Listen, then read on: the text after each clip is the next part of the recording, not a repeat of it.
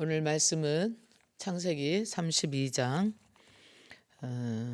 24절 말씀부터 30절에 있는 말씀 저와 함께 보도록 하겠습니다. 야곱은 홀로 남았더니 어떤 사람이 날이 새도록 야곱과 씨름하다가 자기가 야곱을 이기지 못함을 보고 그가 야곱의 허벅지 관절을 치매 야곱의 허벅지 관절이 그 사람과 씨름할 때에 어긋났더라. 그가 이르되 날이 새려 하니 나로 가게 하라. 야곱이 이르되 당신이 내게 축복하지 아니하면 가게 하지 아니하겠나이다. 그 사람이 그에게 이르되 내 이름이 무엇이냐? 그가 이르되 야곱이니이다. 그가 이르되 내 이름을 다시는 야곱이라 부를 것이 아니요 이스라엘이라 부를 것이니 이는 내가 하나님과 사람들과 겨루어 이겼음이라. 야곱이 청하여 이르되 당신의 이름을 알리소서. 그 사람이 이르되 어찌하여 내 이름을 묻느냐 하고 거기서 야곱에게 축복한지라. 그러므로 야곱이 그곳 이름을 분엘이라 하였으니 그가 이르기를 내가 하나님과 대면하여 보았으나 내 생명이 보존되었다 함이더라. 아멘. 오늘 말씀은 우리 인생에서 어려움을 만났을 때에 어떻게 그 문제를 해결해 갈 것인가 라고 하는 해답을 주는 것 같은 그런 말씀입니다. 우리 인생은 참으로 수많은 문제를 살아가다 보면 만나게 됩니다. 그 중에서 어쩌면 오늘 주인공이라고 할 수 있는 야곱 이름부터가 참 힘든 고난의 세월을 살아왔음을 보게 됩니다. 야곱이라고 하는 이름은 그의 형의 발뒤꿈치를 잡고 나왔다고 하는 데서 붙여진 이름입니다. 그의 아버지가 형에서의 뒤 발꿈치를 붙잡고 낳은 둘째 아들인 야곱에게 야곱이라는 둘 발뒤꿈치를 잡았다고 하는 그의 이름을 붙여줬습니다. 야곱이라는 이름은 그렇게 썩 좋은 이름은 아닙니다. 어떻게 보면 인생의 고난이 함께 한 번에 묻어나는 그러한 이름이기도 합니다. 속이는 자 또는 사기꾼 때로는 지렁이 같은 존재 이렇게 그래서 참 어떻게 보면 인생을 고분분투하면서 살지 않으면 안 되는 오직 없면 속이고 사기 치면서 살아야 되는 어쩌면 그럴 만큼의 삶이 순조롭지 않다고 하는 것을 보여줍니다. 야곱이의 이름만큼이나 야곱이의 인생은 그랬습니다. 그러나 사실 이 야곱이라는 사람의 인생은 그렇게 순조롭지 않은 인생으로 출발한 게 아니거든요. 이삭이 결혼했지만 아기를 낳을 수 없어서 20년 동안 기도한 결과가 에서와 야곱이 쌍둥이 낳는 결과였습니다.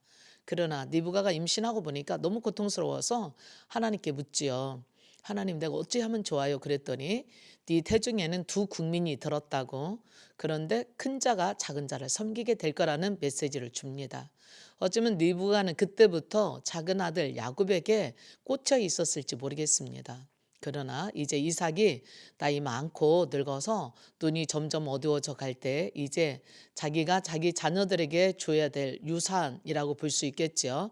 유언과 같은 메시지를 그들에게 주기 위해서 예서를 불러서 내가 좋아하는 맛있게 먹을 수 있는 별미를 만들어 오면 내가 너에게 먹고 축복해 주겠다는 이야기를 합니다. 그 이야기를 들었던 리브가가 이거 뭐가 잘 못 되어져 가는데 라는 생각을 했을지 모르겠어요. 왜냐하면 리브가는 하나님께로부터 야곱이 장자와 같은 역할을 할 거라고 하는 섬김을 받는 어떻게 보면 리더가 되는 지도자가 되는 그러한 자로서의 하나님이 선택하셨다고 하는 이야기를 태중에서부터 들었거든요. 근데 만약에 그것이 자리가 뒤바뀌게 된다면 자기가 태중에서 들었던 그 하나님의 음성과는 다르게 갈 것 같은 그런 운명이 있었기에 결국은 이제 야곱에게 준비시켜서 형 예서가 사냥하러 나간 아버지 별미를 만들어 드리기 위해서 사냥하러 나가서 돌아오기 전에 이미 맛있는 아내니까 얼마나 남편의 입맛을 잘 알겠어요. 남편이 가장 좋아하는 맛있어하는 그런 별미를 만들어서 야곱의 손에 들려주고 결국은 큰아들 예서라고 말하면서 별미를 드리고 먹고 또 축복받고, 그리고 이제 그 에서가 돌아왔을 때는 이미 모든 축복이 끝나버린, 그래서 다시는 뒤풀이할 수 없는 그런 상황에 되어져 있어서 야곱이는 결국 아버지와 그리고 형님과 또 어머니를 뒤로하고 멀리 떠나 보낼 수밖에 없는 그러한 에서와 야곱의 극한 상황이 되어버려진 것을 보게 됩니다. 어쩌면 우리도 우리의 계획하는 것과 생각하는 것과는 다르게 열심히 사노라고 살았는데, 그리고 이게 질서이고 규칙이고 어떻게 보면 우리 믿는 사람들에게는 하나님의 뜻이라고 생각하고 살았는데 그게 아닐 때가 있거든요. 또 예서 입장에서는 정말 서운하지요. 자기가 장자인데, 그리고 지금까지 장자로서의 사명감을 가지고 열심히 또 살았을 겁니다. 특별히 사냥을 좋아하면서 고기를 잡아다가 짐승을 잡아다가 아버지에게 별미로 드리는 그러한 예서를 이삭은 참 좋아했더라 그랬습니다. 어쩌면 이삭에게는 참 든든했을지 모르겠습니다. 지금과 같은 산업시대, 정보화 시대가 아니라 수렵하고 농사짓고 채집으로 먹고 살아야 될 때, 그때는 어쩌면 예서는 그 시대에 가장 능력 있는, 확실한 가문의 대를 이을 만한 능력 있는 사람이었을 것입니다. 이삭은 참 예서를 볼 때마다 든든했을 거예요. 왜냐하면 용맹스럽지요. 씩씩하지요. 사냥도 잘하지요. 그래서 그 어디를 내놓는다 할지라도 망하지 않을 것 같은, 무엇이든지 역할할 수 있을 것 같은 그런 아들. 집에서 그냥 엄마 심부름이나 하고 물이나 깃고 마당이나 쓸는 야곱하고는 어쩌면 비교도 되지 않았을지 모르겠습니다. 이처럼 우리는 외모만 보고 판단해지게 될 때가 참 많습니다. 이제 이렇게 또 코로나로 인해서 경제적으로도 어렵고 또 여러 가지 상황으로 어려워질 때에 우리가 금방 얼른 생각하는 게 그겁니다.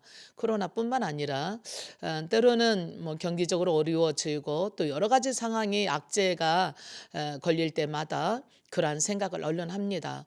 행여라도 이제 직장에서 구조조정을 당한다든가 병이 들어서 아팠다든가 내가 경제활동을 할 수 없는 그러한 나이가 된다든가 신체가 된다든가 환경이 될 때에 제일 먼저 생각하는 게 뭐게요?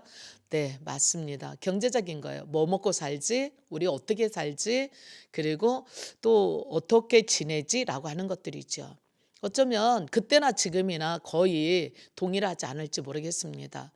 이삭에게 있어서 예서는 그러한 모든 것들을 이끌어갈 수 있을 만한 리더, 지도자, 아들, 장남, 책임자, 뭐 가장 이렇다고 본다라면 단지 그냥 좀 형을 도와서 가문을 잘 이끌어갈 수 있겠다라고 생각했던 야곱. 그래서 어쩌면 그 구조가 이삭에게는 참 마음이 들었을 것입니다. 그러나 그와는 다르게 하나님께서 태중에서부터 선택했던 야곱이의 그러한 진로, 장래, 그것은 리브가가 생각할 때 아니었다는 얘기죠. 우리도 겉으로 볼 때는 학벌 좋고 능력 있고 돈 있고 실력 있고 재주 있고 이러한 사람들이 세상에서 빨리 성공할 것 같고 좀 전망이 좋을 것 같아요. 근데 지나고 보면 어떻게 보면 사랑고실도 제대로 할까, 먹고나 살까, 어떻게 저 사람 이제 장래에 어떻게 살까 했는데 지나고 보면 20년 30년을 지나고 보면 성공할 것 같았던 그 사람은 아닐 수 있겠고, 정말 아무것도 못하고 그냥 밥이나 얻어먹고 살까 했던 사람이 오히려 리더가 되어 있는 그러한 상황들을 보게 됩니다. 뭐가 그렇게 결정할 수 있을까요? 물론 세상적인 학벌, 지식, 능력 참 소중합니다. 필요합니다. 그만큼 스펙을 쌓고 실력을 쌓는 데는 하루아침에 되는 것이 아니기 때문에 그렇습니다. 나름 열심히 노력해야 되지요. 정말 죽을 만큼 다른 사람 잠잘 때 잠자지 않고 놀고 쉴 때 놀고 쉬지 않고 아끼고 그렇게 해야만이 성공할 수도 있습니다. 물론 부모님 잘 만나서 유산을 풍성하게 이어받아서 아무 걱정 없이 살 수도 있겠지만, 그러나 나름대로 그런 것들이 있다 한다 할지라도 걱정이 없지는 않아요. 내게 주어진 것을 지키기 위해서도 수많은 수고와 노력과 전략이 필요하고요. 또한 작은 것을 가지고 크게 만드는데도 전략과 노력과 수고와 헌신이 필요합니다. 그러나 그것이 전부가 아니라는 사실이에요. 우리가 마음먹은 대로 뜻대로 된다라면, 계획한 대로 다 된다라면 걱정할 사람이 정말 없을 겁니다. 그러나 우리가 정말 살아봤지만 우리가 계획한 대로, 생각했던 대로, 마음먹은 대로 되든가요? 안 되는 게 더 많거든요. 그러나 우리가 성경에서 발견할 게 있습니다. 하나님은 이 세상을 모든 것에 목적을 두고 창조하셨고 또 계획해 가시고 주관해 가신다는 사실입니다. 그래서 어떻게 보면 하나님께서는 하나님의 택한 자들 중에서 문벌 좋은 자가 많지 않고 문벌 좋은 사람이 있어요. 그러나 문벌 좋지 않은 사람이 더 많더라는 거지요. 또한 강한 자가 많지 않고 약한 자가 더 많을 수 있어요. 천한 자가 더 많을 수 있어요. 미련한 자가 더 많을 수 있어요. 나 어쩌면 미련해서 약해서 돈 없어서 가난해서 병들어서 실패해서 그래서 하나님께 엎드리고 무릎 꿇고 왔는지 모릅니다. 하나님 나 빈손 들고 두 손 들고 옵니다. 천부의 의지 없어서 나는 내 힘으로 할 수 있는 게 아무것도 없습니다. 그런 사람이 우리는 어쩌면 크리스찬들 중에 더 많습니다. 세상에는 내 힘으로 내 백으로 내 능력으로 내가 가진 소유로 당당하게 살아간다고 외치는 사람들이 많은 반면에 교회 안에서는 내 힘과 내 능력이라기보다는 하나님이 돕지 않으시면 나는 도저히 살아갈 힘이 없는 사람입니다. 하나님이 함께하지 않으시면 나라는 존재는 내가 있을 수 없습니다라고 생각할지 모르겠어요. 어쩌면 야곱이는 그런 사람이었습니다. 아버지로부터 인정받지 못하는, 그리고 아무런 능력도 없는 것 같은, 그리고 아무런 힘이 없는 것 같은, 더더군다나 앞을 봐도 뒤를 봐도 자기의 장래가 없을 것 같은 그가 오로지 가진 게 하나 있다라면 하나님을 바라보고 의지하고 나가는 것밖에 없었습니다. 그래서 그는 정말로 죽을 힘을 다해서 수고하고 노력하고 살았지만, 그러나 그가 진짜 승리할 수 있었고 성공할 수 있었고 그리고 바르게 될 수 있었던 것은 자기의 힘과 노력과 수고와 능력이 아니었습니다. 야곱이 가지고 나갈 수 있었던 아버지와 형님을 속이고 장자 명분이라고 하는 하나님의 약속을 붙잡고 나갔던 때는 단 하나였습니다. 지팡이 하나 들고 나갔어요. 아버지의 재산도 가지고 나가지 않았고 아무것도 그에게는 없었습니다. 그런데 20년 만에 그가 돌아올 때는 무려 2때나 이룰 수 있을 만큼의 거부가 되었었더라 그랬습니다.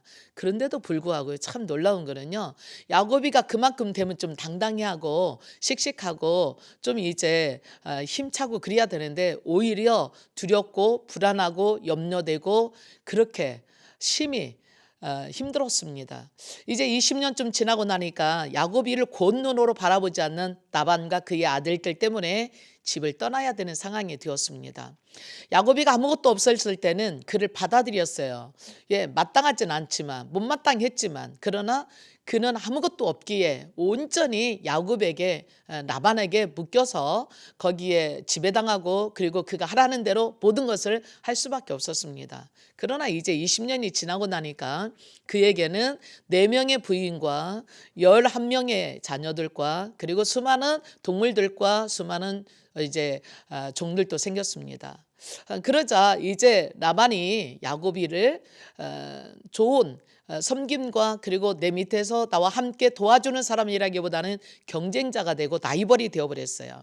그러자 이제 야곱이는 그것을 눈치채고 여기는 더 이상 내가 있을 곳이 아니라고 떠날 수밖에 없었던 걸 보지요. 그래서 이제 삼촌 집을 떠나와야 되는데 걸리는 게 뭐가요? 네, 아버지를 속이고 형을 속였었던, 그래서 이제 집으로 돌아간다 하더라도 아버지와도 꺾으랐고 형님과도 꺾으랐고 어쩌면 장자의 명분을, 재산은 하나도 가지고 가지 않았지만 장자라고 하는 그러한 그 당시의 서열, 그 당시의 어떤 주권, 이거에 대한 것을 뺏긴 예서의 그러한 보복은 야곱이가 돌아온다라면 결국은 그것을 물려줘야 될지도 모르는 그러한 상황에 달갑지 않은 관계가 됐지요. 근데 그러한 형이 자기를 곱게 받아들이지 않을 것을 알기에 자기보다 힘이 세고 능력이 있고 모든 기득권을 가진 형 에서와 대결하여 싸워서 이길 수 있을 것 같지 않았던 야곱에게 있어서는 불안함과 두려움은 당연한 것이었겠지요. 그럴 때 야곱이가 한 게 그거입니다. 하나님 나 도와주세요. 그거였어요. 자기 자녀들과 자기의 재산과 자기의 모든 종들을 앞서 보내고 약복강가에 홀로 남습니다. 하나님과 1대1로 대면합니다. 하나님 나 어떻게 하면 좋아요? 하나님 나 힘 없어요. 하나님 내가 어떻게 할 수가 없어요. 우리 형이 몰고 온다라면 우리는 다 죽음일 겁니다. 나는 형을 이길 수 있을 만한 능력이 없어요. 설령 이긴다 하더라도 내가 그 지역에 가서 형을 이기고 그리고 아버지를 속인 이 상태로 내가 떳떳하고 당당하게 이렇게 하나님의 장자의 그러한 주권을 가지고 지도자로서 리더로서의 살아갈 용기와 힘이 없어요. 그랬을지 모르겠어요. 약복강가에서 하나님께 매달립니다. 하나님, 나를 도와주십시오. 내게 복 주십시오. 라고 밤새도록 씨름했더라 그랬습니다. 어쩌면 우리가 어떤 문제에 직면했을 때에 그것이 재정적인 것이든 아니면 인간관계에 대한 것이든 아니면 나의 주권에 대한 것이든 나의 자주권에 대한 것이든 우리가 살다 보면 반드시 인간이 한계를 만나게 됩니다. 그리고 반드시 우리가 해결해 나가야 될 그러한 어려운 문제를 만나게 됩니다. 그랬을 때 우리가 할 수 있는 일, 내 힘으로 할 수 없는 그 상황에서 할 수 있는 일이 딱 하나 우리 있다라면 하나님 붙잡는 겁니다. 하나님께 하나님의 음성을 듣는 겁니다. 하나님의 말씀을 듣는 거예요. 하나님께서 나에게 어떻게 하기를 원하시는지 그 음성을 듣고 나간다면 우리는 반드시 어려움을 잘 해결하고 뛰어넘게 될 거라고 확신합니다. 오늘 야고비가 뭐라고 기도했는가 오늘 본문 말씀이 보니까 그랬습니다. 그는 얼마나 밤새도록 씨름하며 기도했던지 하나님과 씨름했던지 그의 허벅지 관절이 나갈 정도로, 물론 거기에 보면 하나님의 사자가 그를 쳤더라 그랬는데 얼마나 몸부림했으면 관절이 나갈 정도로, 골반 뼈가 나갈 정도로, 그 정도로 몸부림치며 기도했겠습니까? 그래서 그는 일어나서 똑바로 걸을 수가 없었어요. 어긋나서 쩔룩거릴 수밖에 없었어요. 그런데도 불구하고 하나님과 씨름하는 그 일에 반드시 하나님의 손을 놓지 않았습니다. 나를 축복하지 않는다면 내가 가게 하지 않겠습니다. 나는 이 자리에서 일어날 수가 없습니다라고 하는 아주 강력한 의지와 강력한 그러한 결단입니다. 하나님, 내가 여기서 죽어나가는 한이 있어도 하나님께서 나와 함께하지 않는다면 나는 여기서 일어날 수가 없습니다. 내가 형을 대면할 수가 없습니다. 아버지를 대면할 수가 없습니다. 내 자녀들과 내 모든 이제 가솔들을 데리고 거기 가서 떳떳하게 당당하게 인간답게 그리고 인격적으로 살아갈 수가 없습니다. 어떻게 내가 그렇게 다 속이고 살아왔던 이것들을 그 액면 그대로 보여줄 수가 있겠습니까? 그럼 어떻게 아버지 노릇을 하고 남편 노릇을 하며 그리고 어떻게 지도자 노릇을 할 수 있겠습니까? 하나님, 내가 이 문제를 해결하고 가야 되겠습니다. 하나님, 나를 용서해 주시고 그리고 저들 앞에서도 내가 관계가 다시 새롭게 되도록 인도해 달라고 그렇게 어쩌면 기도했을 겁니다. 맞습니다. 하나님 그때 묻습니다. 네 이름이 뭐냐고. 어떻게 보면 인생 이력서를 묻는 겁니다. 너 지금까지 어떻게 살아왔니? 라는 얘기지. 너는 지금까지 어떤 태도로 살아왔어? 어떤 인생의 목적을 가지고 살아왔어? 너는 지금까지 너의 삶이 어땠어? 라고 묻는 거야. 네 이름이 뭐냐는 얘기는 우리는 이름에 걸맞게 살아가는 거 아니겠습니까? 야고비가 되돌아보니까 자기는 정말 야고비였어요. 물론 열심히 살았어요. 정말 성공하고 싶었어요. 정말 잘 살고 싶었어요. 누구보다도 정말 멋지게 살고 싶었어요. 정말 리더가 되고 싶었어요. 지도자가 되고 싶었어요. 모두에게 헌신하고 싶었어요. 때로는 욕심도 있었지요. 갖고도 싶었겠지요. 그러나 그런 모든 것들 속에 정직함만 있는 게 아니었어요. 때로는 아버지를 속여야 됐고 형을 속여야 됐고 어머니와 함께 그러한 속임을 계획해야 됐고 그리고 결국은 도망가야 됐고 또 삼촌 집에 가서도 20년 동안 삼촌에게 속임당하고 또 자기도 속이고 그러한 삶을 계속 거듭 할 수밖에 없었다. 어쩌면 우리 인생이 그렇습니다. 내가 손해보지 않기 위해서 좀 더 높아지기 위해서 좀 더 갖기 위해서 좀 더 인정받기 위해서 우리는 없는 것도 있는 것처럼 또한 있는 것도 없는 것처럼 이렇게 우리는 때때로 변명하고 그리고 그것을 향해서 달려갈지 모르겠습니다. 근데 하나님께서는 이제는 그러한 삶을 청산하라고 말씀하십니다. 이제 야곱으로는 안 된다는 얘기입니다. 네가 야곱으로 산다라면 다시는 나와 함께 동행하면서 살 수 없다는 얘기입니다. 하나님께서는 이미 야곱에게 그 어머니 뱃속에 있었을 때부터 내가 너를 큰 자 되게 하겠다고 약속해 주셨어요. 큰 자 되게 하겠다는 얘기는 너만 높아져서 다른 사람을 좌지우지하라는 얘기가 아닙니다. 하나님은 그의 할아버지 아브라함을 불렀을 때 너가 복이 되려니 너로 말미암아 열방이 복받게 될 거라고 약속하셨어요. 너와 네 자손을 내게 그래서 내가 이 유업을 다 주겠다라고. 무슨 얘기일까요? 우리는 하나님이 복이 되게 하기 위해서 우리를 부르셨어요. 예수님이 이 땅에 오셔서 우리를 위해서 죽으셨어요. 그래서 우리를 하나님의 자녀 되게 하셨어요. 하나님의 유업을 이어받을 수 있는 상속자 되게 하셨어요. 그리고 하나님께서 우리에게 복 주셔서 생육하고 번성하고 땅에 충만할 수 있게 하겠다고 약속하셨어요. 그 이유로 그 권세로 예수 그리스도의 이름을 가지고 내게 능력 주신 자 안에서 네가 모든 것을 할 수 있게 할 거라고 약속하셨어요. 또한 내 이름으로 예수님께서는 너희가 내 이름으로 무엇이든지 구하면 내가 시행할 거라고 약속하셨어요. 믿는 자에게는 이러한 표적들이 따를 것인데 모든 귀신들이 떠나가는, 저주가 떠나가는, 병든 자가 고쳐지는, 또한 뱀과 정갈을 밟는 모든 문제를 해결할 수 있는, 무슨 독을 마실 자를 해를 받지 아니하는 이 세상의 어떤 환경 속에서도 네가 실패하지 않게 될 거라고 하시는 약속을 이미 주셨어요. 근데 우리는 하나님의 말씀을 붙잡고 그 말씀대로 살아가기보다는 세상에 주어진 환경을 바라보면서 부정적인 것, 난 불의한 것, 또한 불법적인 것을 보면서 때로는 불평하고 원망하고 우리들도 그와 동일하게 서로 속이고 속고 그리고 이용하고 또 이용당하면서 이렇게 살아가는 것이 당연한 것이고 합당한 줄 알았어요. 하나님 그렇지 않다고 말씀하세요. 네가 지금까지 야곱으로 살았니?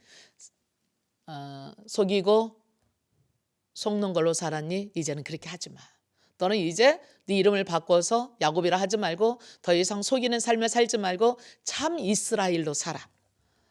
너는 이제부터는 야곱이라 하지 마. 이스라엘이라 해. 모든 사람과 그리고 한나님과 견주어 이긴 자라고 하는 이름을 그에게 주셨어요. 무슨 얘기냐? 이 세상은 죄가 없이는 살아갈 수가 없어요. 이 세상에는 속이고 또 속고 거짓과 불의와 불법으로 행하지 않고는 살아갈 수 없는, 세상과 타협하지, 죄와 타협하지 않고는 어떻게 보면 살아갈 수 없는 이 세상 속에 너는 참 진실하게 살아. 죄와 싸워 이기고 살아. 불법과 싸워 이기고 살아. 거짓과 싸워 이기고 살아. 정말 하나님의 진리 가운데 살아. 하나님이 너와 함께하는, 하나님께서 이 세상의 모든 죄와 모든 불의한 것들을 진실되고 바르게 하시는 것처럼 그렇게 살아. 이제부터 네 이름은 이스라엘이야. 너는 하나님과 함께하는 자야. 하나님의 이름 엘이라는 것은 하나님이거든요. 그러므로 이제는 세상과 타협하지 말고 죄와 타협하지 말고 세상적인 것에서 서로 손잡지 말고 오로지 나만 바라보고 내가 너와 함께할 것이고 내가 너를 이기게 할 것이고 너를 지켜줄 거야. 그렇게 살아라고 말씀하십니다.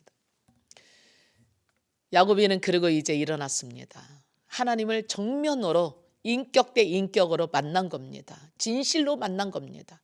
내가 더 이상 사람을 속이거나 더 이상 내가 어떤 술법을 쓰지 않아도 이길 수 있다라고 하는, 하나님이 함께 하신다는, 오늘 베델에서 만났던 삼촌 나반 집으로 떠날 때에 광야에서 돌베개 하나 베고 잤대 꿈에 사닥다리 나타났습니다. 그리고 저 사닥다리 꼭대기에서 하나님이 쓰셔서 말씀하시는 거예요.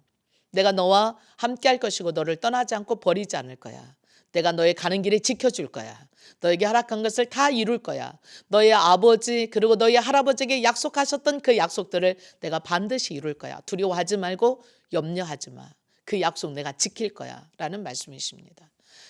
야곱이가 그러한 약속의 말씀을 듣고도 사실은 세상적인 두려움에 세상을 자꾸 바라보니까, 환경을 바라보고 조건을 바라보고 상황을 보니까 사람을 의지하고 두려워하니까 거기에 자꾸 사람에게 묶이고 지배당할 수밖에 없었습니다. 환경에게.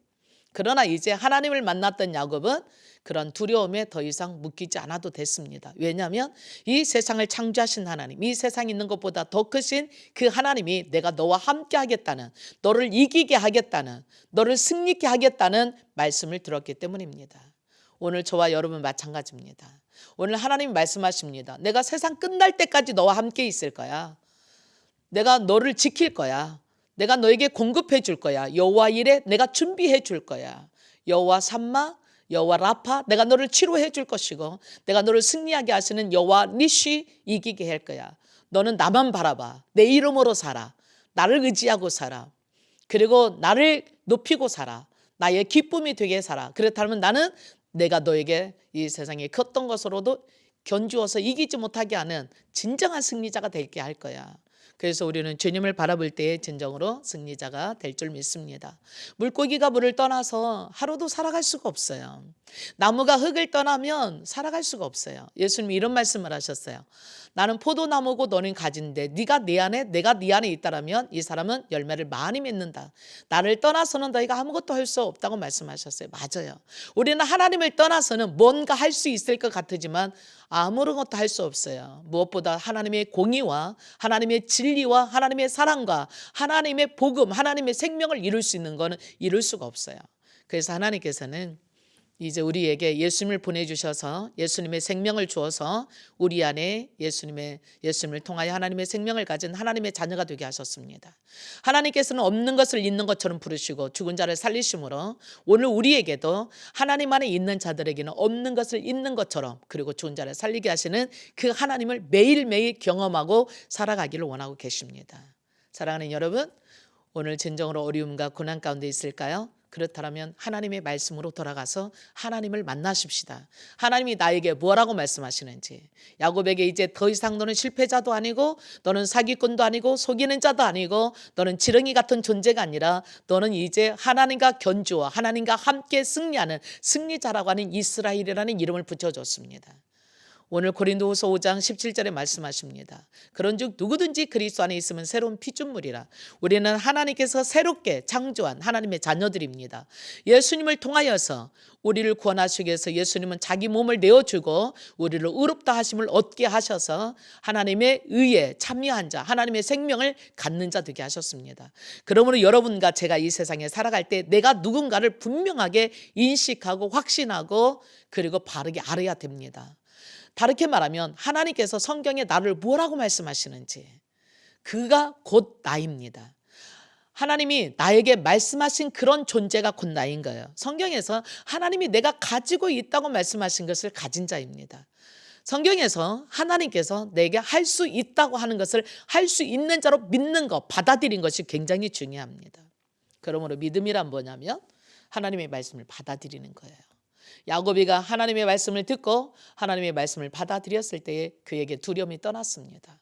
비록 골반은 환도뼈는 부러져서 다리는 절고 제대로 설 수 없고 지팡이에 의지해서 갈 수밖에 없었지만 400명의 군사를 거느리고 오는 예서를 피해 도망가는 게 아니라 그 앞에 맞짱 뜨고 써서 예서의 마음을 녹이고 그리고 서로가 형제가 상봉하고 화목하고 그리고 아버지 집으로 돌아가서 그들이 다시 고향 땅에 돌아와 이제 이스라엘 민족의 진정한 아버지, 이스라엘 민족의 진정한 족장, 이스라엘 민족의 진정한 지도자, 리더가 될 수 있었습니다.